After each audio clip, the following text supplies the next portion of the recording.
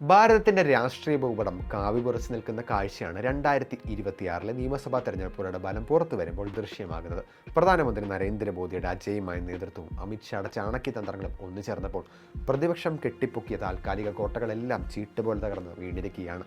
2014 കോൺഗ്രസ് മുക്ത ഭാരതം എന്ന ലക്ഷ്യത്തോടെ തുടങ്ങിയ യുദ്ധം ഇപ്പോൾ പ്രതിപക്ഷ മുക്ത ഭാരതം എന്ന ചരിത്രപരമായ യാഥാർത്ഥ്യത്തിലേക്ക് അതിവേഗം നീങ്ങുകയാണ്.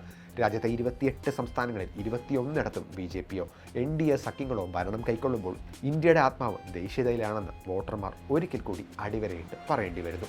ബംഗാളിൽ മമതാ ബാനർജിയുടെ തൃണമൂൽ കോൺഗ്രസ് കോട്ടകൾ തകർന്നതും അസമിൽ പഴയതിലും ശക്തമായി അധികാരത്തിലേറുന്നതും ചിട്ടയായ പ്രവർത്തനത്തിൻ്റെയും കൃത്യമായ രാഷ്ട്രീയ ദർശനത്തിൻ്റെയും വിജയം തന്നെയാണ്.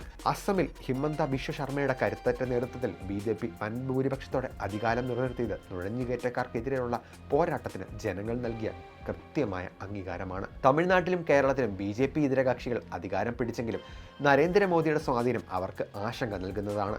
തമിഴ്നാട് യുവജനത ദ്രാവിഡ രാഷ്ട്രീയത്തിൻ്റെ പഴഞ്ചൻ ശൈലികൾ ഉപേക്ഷിച്ച് വികസനത്തിൻ്റെയും ദേശീയതയുടെയും പുതിയ പാത തേടുകയാണ്. സ്വാഭാവികമായി ഇത് ഭാവിയിൽ BJPക്ക് വലിയ രീതിയിൽ മുതൽക്കൂട്ട് തന്നെയാകും. കേരളത്തിൽ പിണറായി വിജയന്റെ നേതൃത്വത്തിലുള്ള ഇടതുപക്ഷത്തിന്റെ അന്ത്യം കുറിച്ചതാണ് ഈ തെരഞ്ഞെടുപ്പ് ഏറ്റവും വലിയ സവിശേഷത.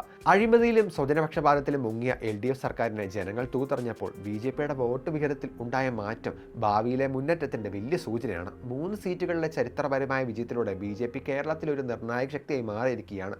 ഇതോടെ കേരളം മോദിക്ക് വഴങ്ങില്ല എന്ന ഇടതു വലത് മുന്നണികളുടെ അഹങ്കാരത്തിനേറ്റ കരുത്ത തിരിച്ചടിയായി നമുക്കിതിനെ മനസ്സിലാക്കാൻ സാധിക്കും. പ്രതിപക്ഷ നിരയിലെ പ്രധാനികൾ ഓരോന്നായി അപ്രതീക്ഷിതരാകുകയാണെന്ന് നിസ്സംശയം പറയാൻ സാധിക്കും. നവീൻ പട്നായിക്കിന്റെ അപ്രമാദിത്വം അവസാനിച്ച ഒഡീഷയും ശിവസേന UBT തകർന്നടിഞ്ഞ മഹാരാഷ്ട്രയും ആം ആദ്മി പാർട്ടിയെ കൈവിട്ട ഡൽഹിയും ഇന്ന് കാവി തരംഗത്തിലാണ്. ഒരു കാലത്ത് വടക്കേ ഇന്ത്യൻ പാർട്ടിയെന്നും പശുബെൽറ്റിൽ മാത്രം വിജയിക്കുന്ന പാർട്ടിയെന്നും എതിരാളികൾ പ്രചരിച്ചിരുന്ന BJP രാജ്യത്തെമ്പാടും താമര വിരിയിക്കുകയാണ്. വിദേശ നുഴഞ്ഞുകയറ്റക്കാർക്കെതിരെയുള്ള കർശനമായ നിലപാടും അഴിമതിരഹിത ഭരണവും ആഗോളതലത്തിൽ ഇന്ത്യ ഒരു വലിയ ശക്തിയായി മാറ്റാനുള്ള നരേന്ദ്രമോദിയുടെ കാഴ്ചപ്പാടുമാണ് ജനങ്ങളെ വീണ്ടും താമരയിലേക്ക് അടുപ്പിക്കുന്നത്.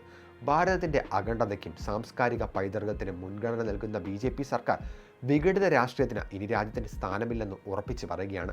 2029 പൊതു തെരഞ്ഞെടുപ്പിന് മുന്നോടിയായി BJP സ്വാധീനം ഉറപ്പിക്കുമ്പോൾ അടുത്ത ലക്ഷ്യം പഞ്ചാബാണെന്ന സൂചനകൾ പ്രതിപക്ഷത്തിൻ്റെ ഉറക്കം കെടുത്തുന്നത് തന്നെയാണ്. ദേശീയതയുടെയും വികസനത്തിൻ്റെയും ഈ കുതിപ്പിൽ ഇന്ത്യ കരുത്തറ്റ ശക്തിയായി മാറുന്ന കാഴ്ചയാണ് 2026 നൽകുന്നത്.